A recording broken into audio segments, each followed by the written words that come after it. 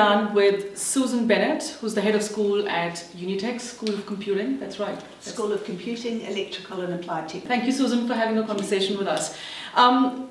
I do want to talk very much with you about just how Unitec stands and where it fits into the industry. We know that information technology, IT occupations remain in the skill shortage areas with immigration. There's not enough people in New Zealand.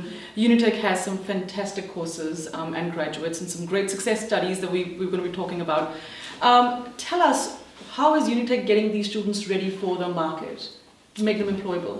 So Unitec obviously is one of the largest information technology and computing schools in the ITP sector in New Zealand. So we have a big responsibility to ensure that our graduates are work ready.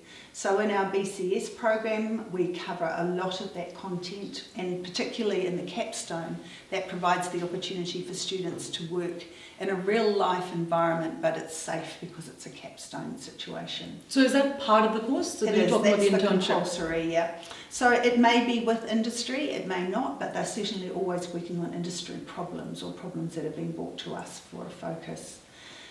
In our postgraduate programs, our students are already qualified, so they've come to us with a high level of qualification from their home country, and they're really wishing to learn about information technology in the New Zealand environment. So that's what we provide for them in our courses. We have a number of courses that involve guest speakers or guest lecturers from industry.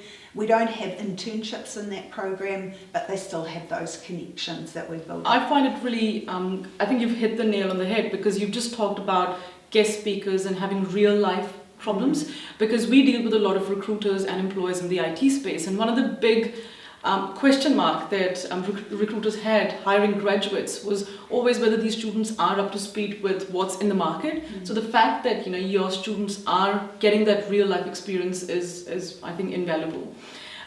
For a student that's looking at studying, and perhaps one of those that's looking at re-studying and reskilling themselves, upskilling themselves to do a master's, what is your key message for that student?